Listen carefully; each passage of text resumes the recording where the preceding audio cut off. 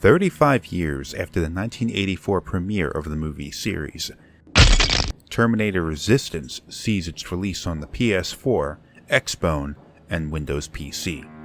Developed by Polish developer Teon, Terminator Resistance is a love letter to the first two movies in the series, with particular reverence given to the original 1984 movie.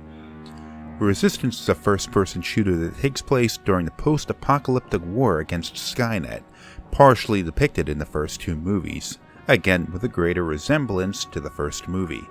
You play as Jacob Rivers, a private in John Connor's resistance against Skynet in the year 2027.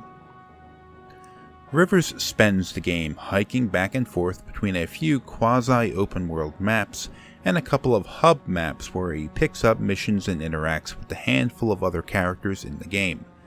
Missions tend not to stray too far from the find this tech, find this person, destroy this thing variety. Most of these missions are picked up at the Resistance base hub maps. Some can be picked up while in progress on other missions, however. While this mission structure may sound repetitive, I find that the game, at about 10 hours, is not long enough for these missions to become boring. Breaking up the general slog of running back and forth, a handful of more exciting plot-critical missions are interspersed throughout the game, keeping a feeling of tension alive. The game follows a rather unfortunate pattern of sudden spikes of difficulty when new enemies are introduced, then quickly giving you new weaponry to deal with the greater threat. The T-800 Terminators being introduced is legitimately one of the more tense moments I've played in recent memory, more akin to a survival horror game than an action FPS. The T-800s are nearly impossible to destroy or overcome, and you simply have to avoid them rather than engage them in a hopeless fight.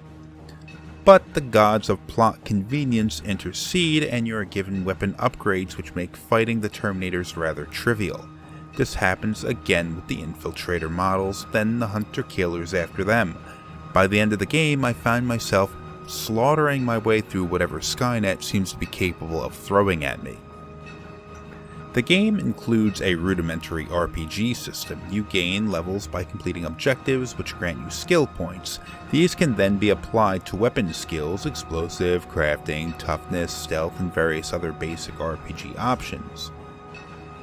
Some skills are mandatory by means of plot, while other options are nearly useless, such as crafting and stealth. While the game runs well, with no noticeable bugs on my playthrough, the game shows a number of system-based flaws. The stealth system seems to be flawed, with enemies failing to notice you in odd situations, such as when Terminators are standing right in front of you, or failing to notice you when you dispatch a Terminator standing right next to them with explosions or loud plasma weapons. The world in this game is suitably bleak. There is a lot of attention to detail, recreating details from the short scene in T1 taking place in 2027. Burning TVs, dogs, passwords, DN 46890, and weapons are all lovingly recreated. The fanboy in me practically crapped myself when noticing these details. The graphics of this game are not what I would call exceptional, looking more like a 2009 era Xbox 360 game with the exception of better lighting effects. Like its source material, the environments lack color, lots of grays and dimmer colors fill the world. While this game falls somewhat short of whatever expectation modern reviewers seem to have for modern games, I don't think I can call the game ugly. The game is simply not the kind of high-end AAA game where someone should expect high-end visuals. At $40, it is only 66% of the cost of a base AAA game, so you should really only expect 66% of the graphics. That's my argument, and I'm sticking to it. They have dialogue options for all of the named characters, which have a minor effect on the latter part of the predictable story. If you're a nice to a woman, you can have creepy first-person sex with her. There isn't much more to it than that. These characters are mostly new creations for the game, with the exception of John Connor. I just can't muster a shit to give about any of them, with the possible exception of Jennifer, the older sister of some kid I can't remember the name of. Terminator Resistance is not a groundbreaking game.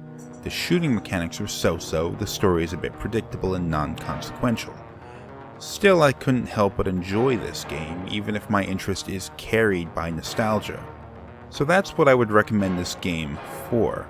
If you're old enough to have fond memories of the first two movies, this game may just be for you, as long as you can keep your expectations in check. If you check that box, I recommend this game for you. It is budget priced, not too long, and scratches that nostalgic itch that beloved fans have. I will not give it a score, because scoring games is for losers.